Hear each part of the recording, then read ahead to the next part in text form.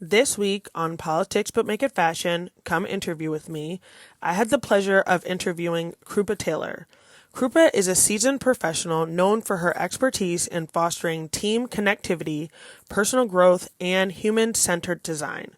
Her unique approach integrates highly effective communication techniques and mindfulness practices into her facilitation method. With an MBA from Columbia Business School, Krupa has demonstrated her proficiency by conducting workshops from renowned organizations such as Amex, Tidal, and Capital One. Additionally, she has served as a mentor for over 25 changemakers, guiding them in pursuit of establishing more inclusive, collaborative, and engaged workplace cultures and environments. Krupa's commitment to personal and professional development extends beyond her workshops. She is a creative force behind an empowering newsletter characterized by its unapologetic honesty, which inspires subscribers to embrace self-love and purposely manifest positive change in their lives, both personally and within the workplace. I hope you enjoy this episode. Thank you. I'm Amber Viola, and welcome to Politics But Make It Fashion. Come interview with me. This week, I have the pleasure of having an old high school acquaintance on. Her name is Krupa Tailor. So, Krupa, thank you so much for joining me. Thanks for having me, Amber. It's great to be here. Absolutely. So, what I remember of you and how we met is I came up here to NEPA my senior year of high school. So, there was like three people of color there. So Yep. so I definitely remember you because you stood out due to that. Also gorgeous, and I just remember you being so insanely smart as well. And like always wanting to talk to you and like want to have interesting conversations with you about like random things or whatever. But we didn't talk or keep in touch after we graduated from high school. So what were you kind of doing after that? Yeah, no, first of all, let me just say thank you. That's very kind of you to say. What was I doing after high school? So, after high school, I ended up at the University of Michigan. Truth be told, I wanted to go to NYU, but they did not accept me. Michigan did. And I really wanted, once NYU had sort of said no, I always had applied to Michigan. And then I sort of went all in. I was like, I Right, yeah. need an American experience. This is great. I became a huge football fan. I joined a sorority. I did the whole bit while I was at Michigan and really enjoyed my whole time there. And of course, hindsight is 2020. So I ended up at a New York school later on in my educational career. I ended up going to Columbia after a few years working at Unilever coming out of Michigan. So I think what you were sort of asking was where did I think I was going to go and maybe Yeah, where I yeah. ended up. I always knew I would be in the business world. That to me had always piqued my interest. I never knew exactly where in the business world it would fit, but Mhm. I knew my dad had owned hotels. He had, had convenience stores at one point and he was very entrepreneurial. And growing up, I was quite entrepreneurial too. I mean, my cousin and I would have a lemonade stand. We were always trying to figure out. And it wasn't necessarily about money. It was just to me, it's always been about solving problems. Yeah. So, like, I love business problems. I actually love community problems. I love cultural problems, as I've learned later. But for me, business problems just felt like the most straightforward at the time. Mhm. So, when I went to Michigan and graduated and came and worked at Unilever, I was really fortunate to work in this group that was all around gathering customer and consumer insights. And really, all that means is you're curious about what people do and why they do And it. why, yes, right. And it really like fit what I like felt. I like even you mentioning you always wanted to talk to me in school. Like I wanted to talk to everyone and understand their stories and like why they did the things they did or Yeah. why they didn't. And so that like innate curiosity was always built in me. But while I was at Unilever, these problems, like I said, that I like to solve kept on coming in my mind. One of which was this idea around my mom had hundreds of sorries. So I'm a child of immigrants. My mom, although Indian origin, like her grandparents are from India, she was born and raised in Zambia, which is in Africa. And my dad came from India. And so they're first, generation immigrants. I'm a first generation American. And my mom had hundreds of saris, and saris are these 6 yards of fabric that South Asian women wear on occasion, and it's really all about the wrapping. Yeah. And they wear them to special occasions. So I had come up with this idea because she had hundreds of these, and I was starting to meet people that were going to South Asian events that would ask me to rent or borrow my mom's attire. And Yeah. I was like, Wow. I Yeah. think there is a business solution here. And so I created a company called the Sari Exchange, and it was all around a peer to peer rental system for South Asian clothing. And you have to think this was in 2011, I'm Yeah. talking about. Rent the Runway hadn't even gained traction at that point. So the idea of renting was completely new concept. Forget about renting from an entity. This was now about renting from another person. So Right. it was circular fashion before that became a word. Um, so when I come up with this idea, I was very passionate about it. I knew I couldn't necessarily do that with a full-time job, and that's what landed me at Columbia. I wanted to stay in New York, still fulfill that Right. Yeah. NYU That's dream. so funny. I wanted to go to NYU, and then I wanted to go to Columbia Right. afterwards for for graduate school. And the reason I didn't is because my family ended up moving my senior year of high school. Right. So I didn't want to move again. And Yeah, so I can like that imagine. was yes, and I don't regret it, but I wish that I still would have just said, done it. But I know one day I'm gonna be there. That's But what I was that's just what I about to wanted. It's say. so funny. That was my whole like claim to fame. That's what I thought that I was gonna be doing. I mean, isn't it funny when like curveballs come your way? You will totally be there if you've said it. It'll Yeah. definitely happen. But I get it. Like rerouting over multiple times, it's hard. Mhm. Yeah. So I decided to go to Columbia, and it was really about a focus on entrepreneurship. And I get there, it's amazing. I start this company. I'm even being told by some of my advisors, like I should go for funding and I have a really viable idea. And I, at the time, did not want to dilute my brand and I didn't want to take direction from anyone else. And this will be a Mhm. common Yeah. theme. Yeah. So it was either Well, because with money comes power. So if somebody is giving you that money, then are they gonna have control Exactly, over what you're doing? exactly. And then, it's really about choosing the right person that's going to be funding you. And at that point in time, I can't say why. I had just said, no, what I'm going to do is get some more practical experience. And as I was mentioning, this was 2011. There was a lot of education that needed to be done in this space if I wanted to create this peer-to-peer rental system, not even create, but to sustain it. And so I didn't want to do that at that time. And I knew that if I ever came back to it, then someone else would have put the money in to educate people. And then I could Mhm. ride the coattails because I knew how to logistically do it. Right. So I kind of let go of that first venture and ended up going into consulting. After that, I dabbled in entrepreneurship again, but more as like an operating officer. A friend had been privately funded to open up a women's wear boutique. And so I was like, great, I'll get more practical experience on operations. Mhm. So I went and did that with her for a year and a half. And then I ended at American Express, which honestly, when you think about it and I tell my story to people, they're like, how did you end up at American Express? And I'm going to be really honest. I mean, the reason I didn't go for my full venture when I came out of school was because I had loans. And Right. then once I had done the operational role with my friend, I was coming out of a little bit of financial distress. I was in a very serious relationship.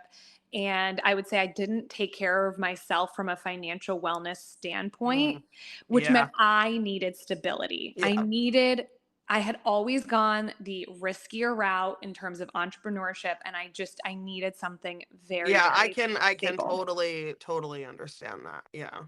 And I'm so happy though that I ended up at Amex. It was another, what I always talk about when I say Amex, it was another ground to learn and gain so much experience about corporations, about how leadership works, about systems and processes. And it was great. If for me, it was like another education and then being able to apply that education quite quickly within all the different roles I had. And Right. Amex was so amazing to me. I mean, I not only had a product management role, but I was running a call center for a bit. I really got to do a lot of different functional roles in a lot of different business units. And so I'm so thankful for that. But at some point, I was getting bored, as one does. And I decided I wanted to go to a smaller company. And so I ended up at a luxury media and travel company, which is called Prior. And it's a great company. I again came in as an operating officer. And long story short, with that one is I kept on not enjoying being second in command. I think Yeah. is really the gist of it, right? There's a bunch of other things, but those things are not really relevant as it goes to the story I need to tell.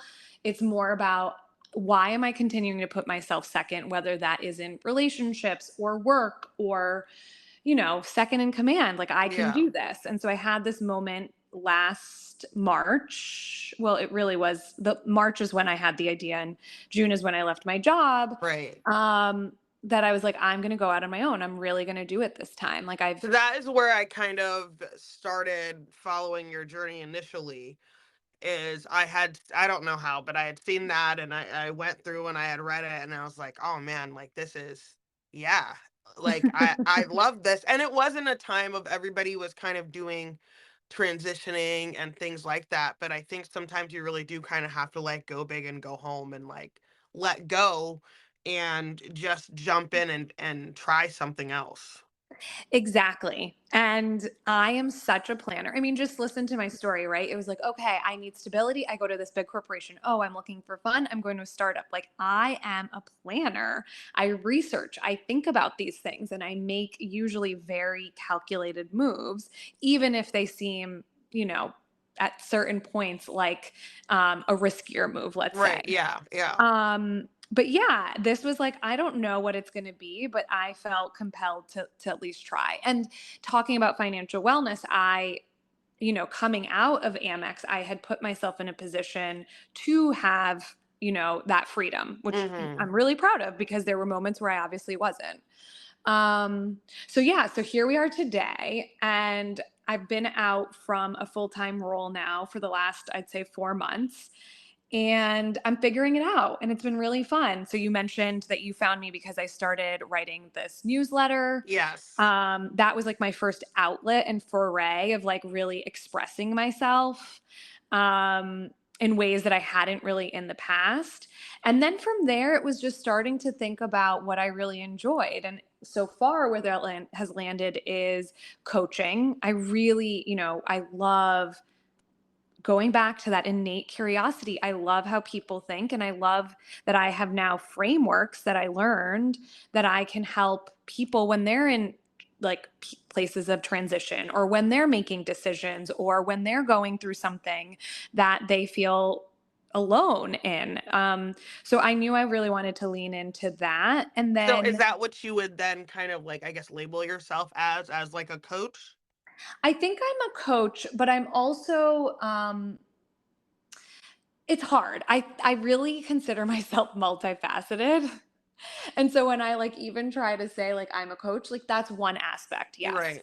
But then I'm a facilitator. Like I love ideation. And so when I talk about these business problems and solving problems, sometimes it's not really a one-on-one thing. Sometimes it's meant to be more about collaboration. Mhm. And so it's hard to really say like this is exactly what it is, but where I've kind of netted out is like it's building connection. And Mhm. that could be through being a coach, it could be through facilitating group conversations, it could be about talking about gratitude and hosting events that have to do with gratitude. So to me, it's not really like, oh, this is what I am. It's more about the mission that I have or that I'm on is really about connection with myself, with others, and with the world. Right. Yeah. Yeah, definitely. How do you so in this kind of like you're very organized type A, person like that. So how do you find dating in the role of being you and not making yourself small, and how do you Yeah. or how do you kind of adjust roles? So say you're super assertive, type A at work, and then you come home and you maybe want to just not be that. How do you try to navigate that? Because I get a lot of um questions and like women talking to me who are me, who are out there and they're killing it and they're really doing what they're doing, but they're by themselves. Yeah, I think it's a great question. What I would say is prior to this like breakthrough that I had in March And I'm about not saying leaving. this to like center men, No, right? no, I don't Okay. think it is at all. No, Yeah. no, no, no. I think it's the right question. When I had this sort of breakthrough, I think it helped me see how I was showing up everywhere. So when I was saying I felt like I was in second command, that is actually how I showed up when I dated. I would show up in the passenger seat. And then I would have tension because I think I always had this feeling of being in the driver's seat. And maybe it's not about being in the driver's seat, but I think I didn't give myself the grace or the ability to have the main character energy. And it's interesting because now I have time for dating. I mean, there were times when I was working that I was just obsessed with work. There was really no Yeah. space. And I think that was something that also created that dynamic. But now I am authentically showing up as myself in this, you know, I don't really call it power, but in this seat of feeling very confident with who I am and where I'm at. And weirdly, I actually think it's attracting more of the people that I want in my life. Mm, So I think in the past I did shrink and I did think I had to conform to be a certain person that I really wasn't. And I think that that caused a lot of tension internally because I would, to your exact point, show up at work as one person and then show up in my dating life as another. And right. I really believe in duality. So it does work for some people. But for me, I am an all in person and I am who I am. And I think the more I lean into that, the more I'm actually attracting the men I want in my life. Right. Yeah. No, I think that's so good. I think you have to just fully just be who you are, and Yeah, okay with being like, if you're gonna make this decision and it's wrong, I'm okay with telling you that. And that's hard. exactly. And that's so much It's harder than it hard. sounds. No, Especially being a totally. woman, and then for me, especially being a woman, and then especially being a woman of color, especially in an area like this up here, to where, you're working and I'm doing things and I'm in a commanding role, but I still find it sometimes difficult to do that because of the perception of what am I going to look like when I'm doing this? Am I going to be like looked at as a boss? Okay, so I think where we're at, if I'm correct, is you were saying you find it hard of like being perceived as either a boss or a bitch, and Yes. yeah. Mhm. Okay. So it's funny how you articulate that because I feel the same way. There's moments where I feel like I'm moving in the same moment between victim, villain, and victor. And you really have no idea like which one someone else is thinking about you Yeah. from. But what I've really been doing, if I'm being honest, is like trying to be my authentic self. Whatever that perception is to someone else, it's not in my control. And so for me, it's more like, you know what, I'm going to show up as this person. And then I'm going to think through later on. I'm going to reflect on, I try to reflect on at night, like, was there something I could have done better? Could I have been a better person? Could I have been kinder in these moments? And so I do more self assessments so that I can be more conscious and aware versus really worrying about, well, what did that person think? And I think that has guided me to know there are moments I'm acting as the victim. There are moments that I act as the villain. And Right. really, it's about forgiveness and then moving forward and, doing And better the sometimes next there's time just going to be people who are going to be upset. without a And doubt. if you're a people pleaser, it's just there's nothing you can do that's going to like rectify a situation. So, Exactly. Like, yeah, exactly. I don't play for the haters. right. Let's put it that way. So when you started writing your newsletter, had you ever done anything like that, or was it just kind of like a wow, I really want to start putting my message out there and getting it out there, and let me try a bunch of different things. So I'd always been a journaler since as long as I can remember. I think since I've been in like second grade, I've always journaled. I've always felt the need to write down my emotions for some reason, or even if it's not my emotions, just the actions I might have taken on the day.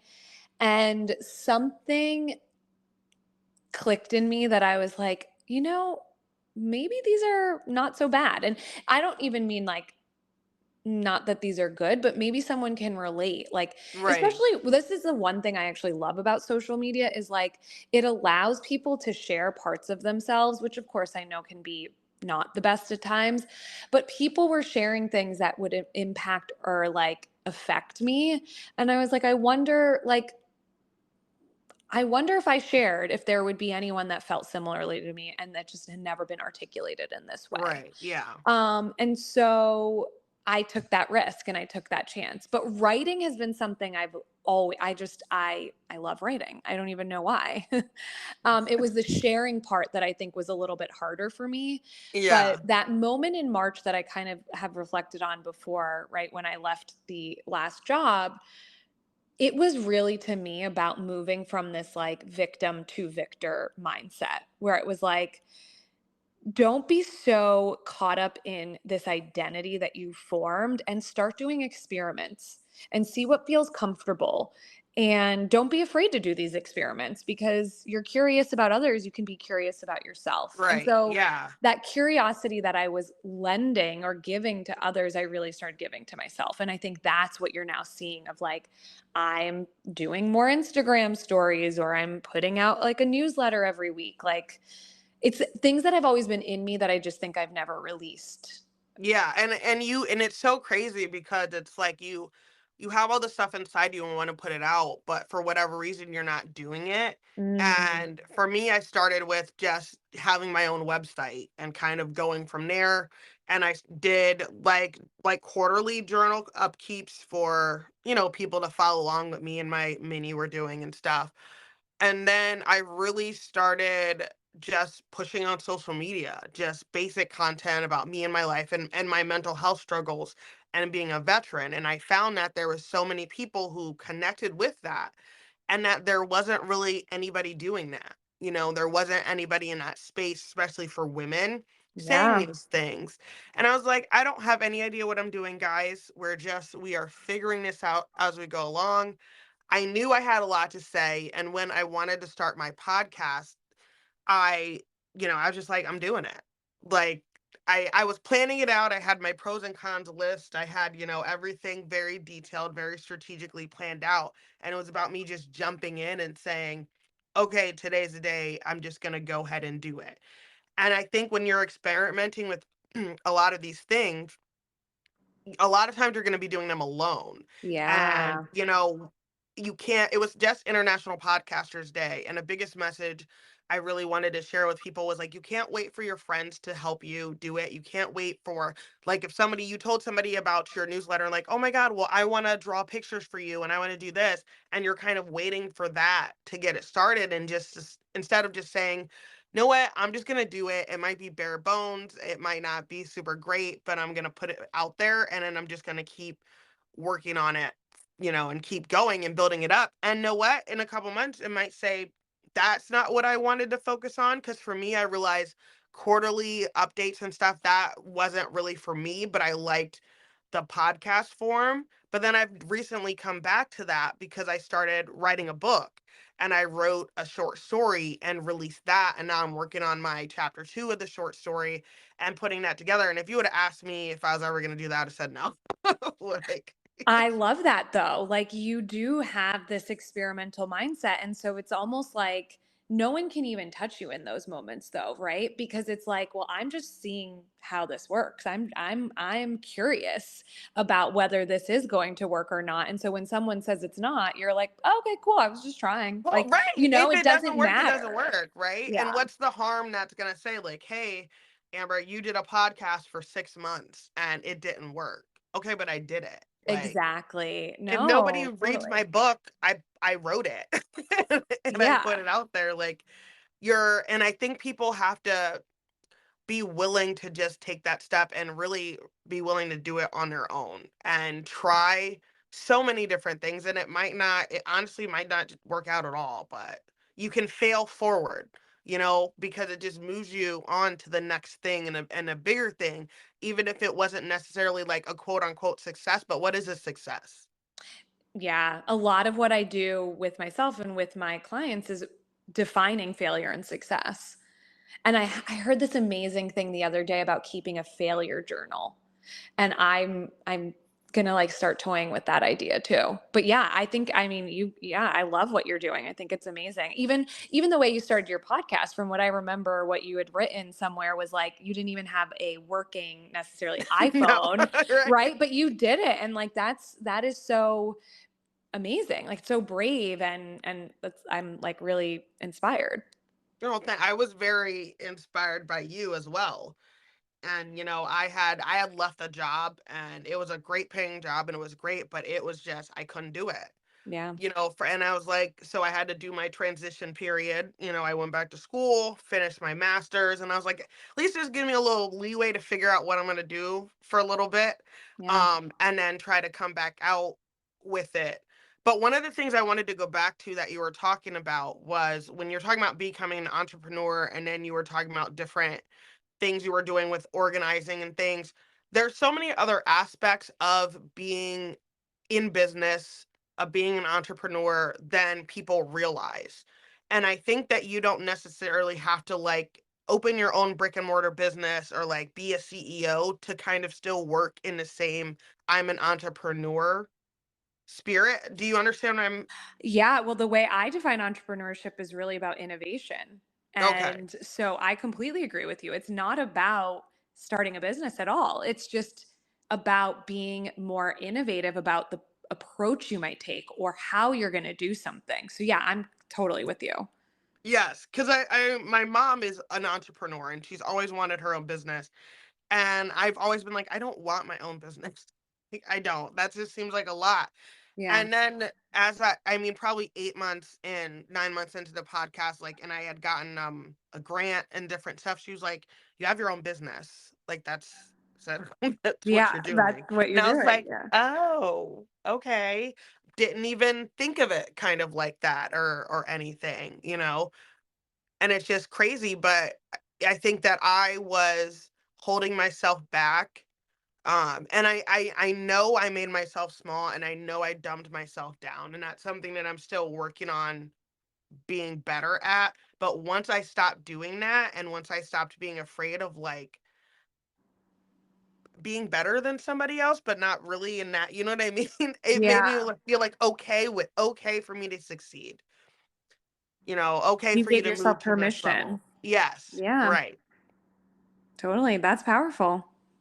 And to be able to stand in that, and to be able to stand in a space of like I left my job and right now I'm figuring it out and I'm not embarrassed about that and I'm not ashamed about that. Like this is my journey, this is my process and I'm living in it. Yeah, I love that. And that's the thing. This is all of our journeys. And whether it's you get to make the decision of leaving or your company lays you off, it's kind of like we all have a lot of the same experiences at different times. How we interpret those experiences, how they kind of come to us or at us, and all of that. Like, of course, that's different, but sometimes the struggle is exactly the same, and we forget that. Right, exactly. So we will take a quick break and then we'll be right back. Welcome back, guys. So I wanted to turn the tide a little bit and change the conversation. And I wanted to talk to you about your experience being at Burning Man. And so, first of all, you were gorgeous. You're so Number, kind. number one. And it's like, that's on my list, that and one day go to Coachella and just to like do that. And I literally was like, she's my age and she was there. So I'm not going to feel bad about that because that's what people always say is, oh, you're too old to go or whatever. And it's like, no. Oh, the But average how, age at Burning Man is 37. that's what I heard. Yeah. Yeah. You're not old. I love that. I love that. So I wanted to kind of talk to you about it in that aspect, first aspect of like being in our 30s and still being able to do things that are fun and liberating without the sense of being kind of held back. So, how did you feel like when you were going? Did you initially know that it was the beating age was older or No, I didn't necessarily know that the age was older. It was something that someone told me once I was there, and I thought that was interesting. So I have been wanting to go to Burning Man for 7 years. This was the first year that it called in the way that everything flowed to let it happen. And so, of course, I went. Um, but what I will say, and something I kind of have like dabbling with lately, is this idea of like escapism and consciousness. Mhm. And I think when we're in our 20s, we are really looking at fun from an escapist point of view, typically. Um, Hold on. Are you there? Yes. Okay, cool. Sorry about that. Let me start over on that one. Sorry. Is that okay? I just was Yes. playing with my phone. Okay. So, okay, I'm going to just start from the beginning. So I didn't know about the age actually until I was there. And so once I was there, I was like, oh, that's such an interesting fact. And it's nice to know that I'm in the average. I'm not actually old here. Right. But then when I think about having fun at this age, what I would say is I may be taking some of the same actions as I did when I was in my 20s. Like, I'm going out, I'm dancing, sometimes I'm drinking, sometimes I'm not. And I think the main difference is when you're in your 20s, you're doing it because everyone else is. You're doing it because you want to be part of Mm. something. You're doing it because maybe you hated your job that day and you're looking for an escape. I would say, for me, at least in my 30s, I'm not really doing any of those things because I'm looking for an escape anymore. I'm usually doing them because I'm interested in the wine that night, like, for Yeah, example, right. or I really like the DJ and I know the music that DJ is going to play is really going to speak to my soul.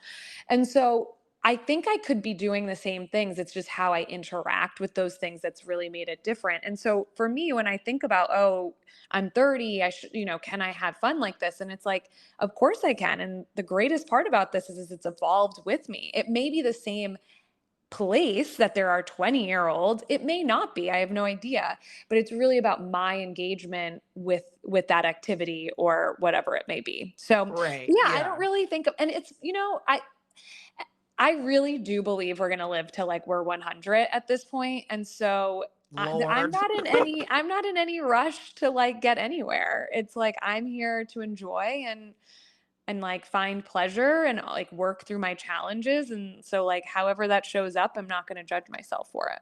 Yeah, definitely. So what was you wrote some really powerful things about just your time while you were there. So I guess like what did you learn?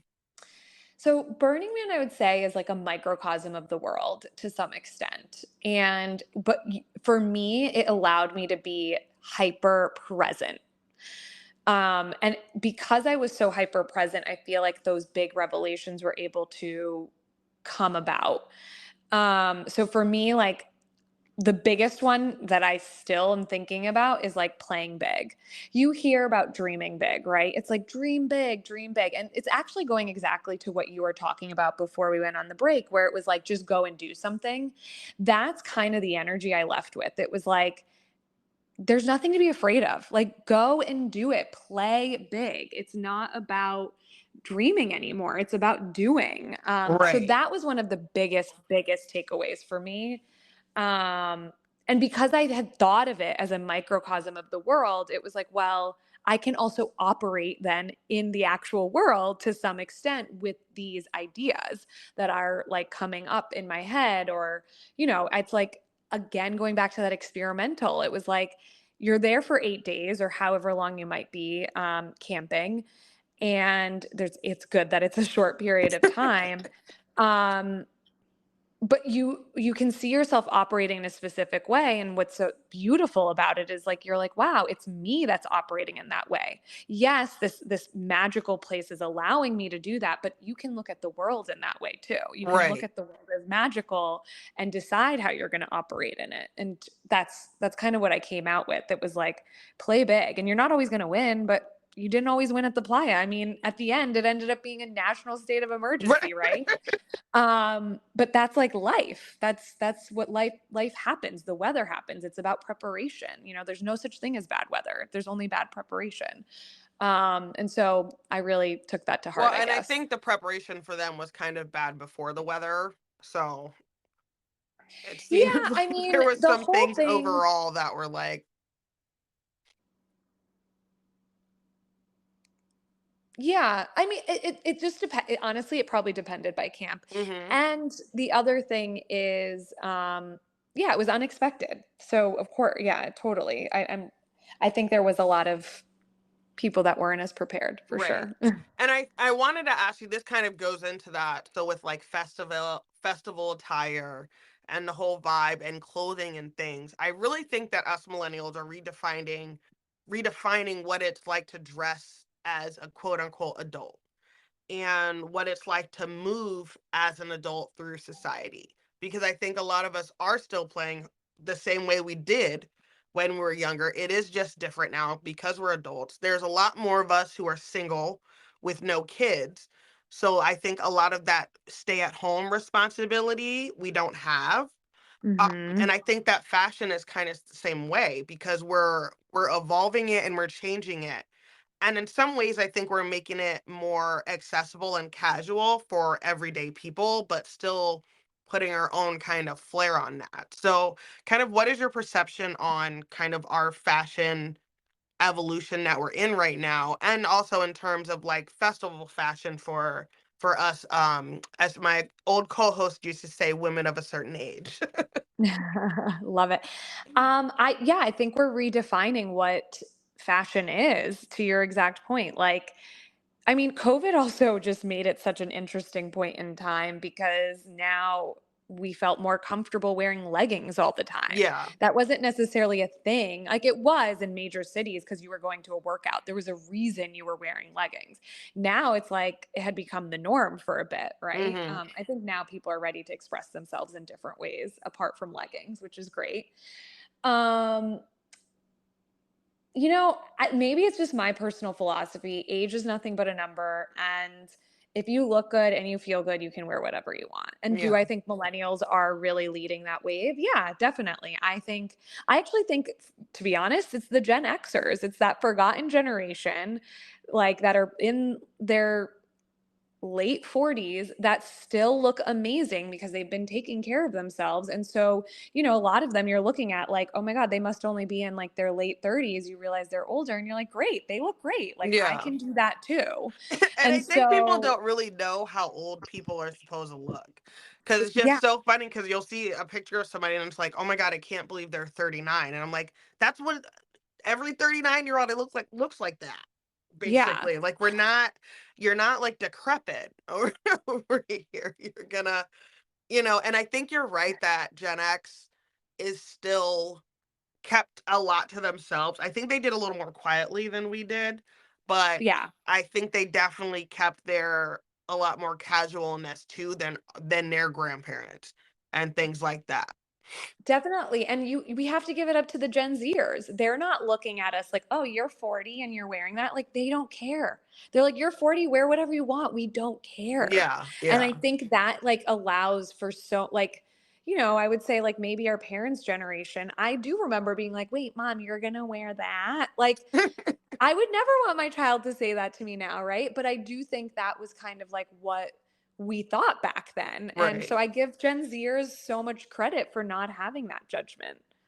Right. And also not having I remember growing up and it was like you can't wear like we didn't wear sweatpants out unless Yeah, unless I was yeah. specifically going to practice from practice somewhere like that. Like no, you had to wear, you couldn't do that and do things. And so I know for me, that was something I kind of had to like kick out of my head and get over. And it's after COVID, I was trying to look like I was going to the Met because I was like, You were over it. if I see another sweatpant, I'm gonna lose it. Like, I can't, guys. We have to. I was like, no, I went the opposite end of from casual to being like, I am wearing a full beat today I in the love office it. alone.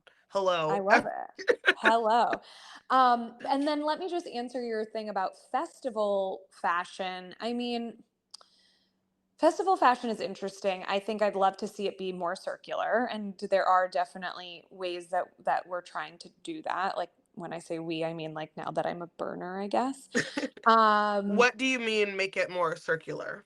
like more, if you're not going to wear it, it's not just about throwing it out. It's maybe like thrifting it or gifting it to Hmm. someone who may want to wear it. Because I mean, a lot of these festivals, I mean, forget about whether it's Burning Man or not, just festivals in general, it's a consumption economy. It's like, what Yeah, am I going to wear?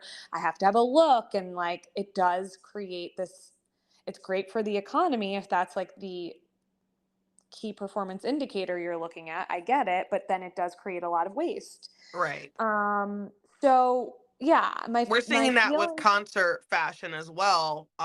There's been yes, people talking about, once the Eras tour leaves the city, it's good thrifting because you have a lot of the things that people bought specifically to wear the concert that they're now thrifting or donating, doing different things. But I think that's definitely such a good point. And I mean, that would be such a great little business is to sell, like resell fashion that people had worn previously. Because I mean, think about it, you're wearing it probably once. yeah, right. And I mean that's, we talked about some good with social media and sharing. That's the bad of social media. It means, oh my God, someone can't see me in the same thing again. And it's like, no, people can. Like, it's cool. Like, it's not that serious. Um, so yeah, I mean, festival fashion, I have a hate love relationship with Yeah, because like, I love it because it gets me to allow, like, it allows me to express myself. It's just figuring out ways to make it better for the environment is what right. I'm And going how with. do you think we could do things more sustainably? Because for me, it's my issue is I don't consumers, yes, we have our own personal like stake in the game.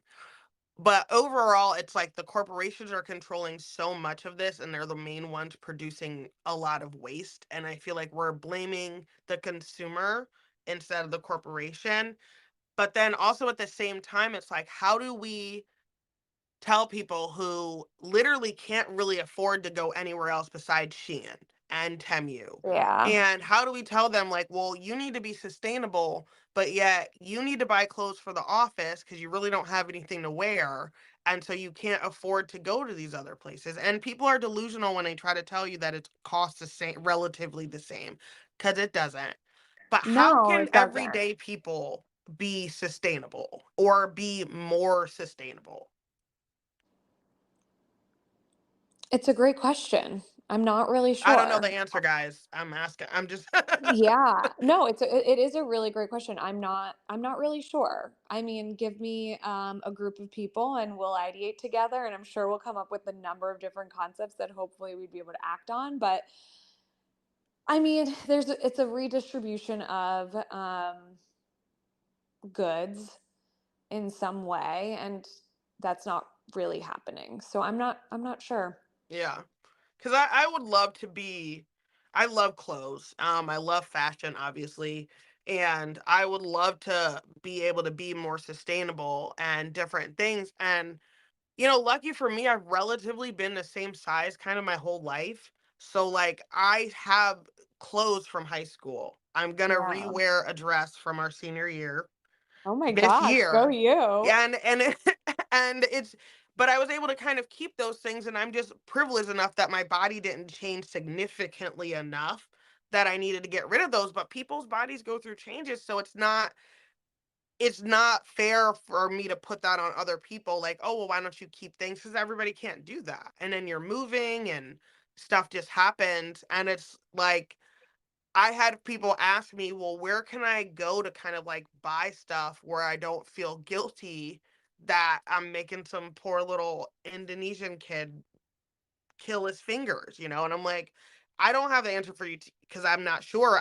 For me, it's just about treating the clothes with respect and trying to preserve them and keep them in the best condition as I can so that I can save them and then come back to them and wear them again. Because I am that person, Krupa, that does not like to repeat things. Uh Sorry. no, it's I'm working on it, guys. Me and my therapist, we're that's on the list. But it is hard. I don't know why, but I hated being an outfit repeater. It's something I'm doing, so I know I'm not the only person who thinks that way. But one way I found to kind of be able to do that and still be sustainable is I keep things and rewear them and change them around and stuff. But we have this huge issue with just waste, We you do. know, and where there's no solution, and America's polluting everywhere else with our clothing. Yeah, I mean, one of the things I've been seeing actually in New York, I think they do it on the Upper West Side, is like these clothing swaps. Yes. So We I had like one there's here certain up in oh, the we do? area here. Oh, It cool. was big too. Ooh, that's yeah. I mean, it may be more about, grassroots kind of thing where you are like swapping with your friends and feeling comfortable with that and then allowing that to kind of grow. I don't know. You're right. I mean, it's something I'm gonna probably think about tonight. So, I will start wrapping it up here, but I wanted to just find out, like, what do you see for yourself in the future? Is there anything that you're kind of planning on starting relatively soon, or are you still writing it out and figuring out as you go? I'm writing it out and I'm figuring it out as I go, for sure. I love I'm that. hoping I'm in a state of flow and I'd love to stay in that state of flow. And Yeah. let's see kind of how that goes. Yeah. Yeah. I love that. Thank you so much for Thank joining you. me. This has been such an amazing conversation, and I feel so enlightened, and I hope that you guys too. And I hope that you take from what Krupa said and just really let it sink in, you know. And I think that we need to live a life where we're willing to experiment with things and we're willing to just kind of go out and try it and see where it takes us.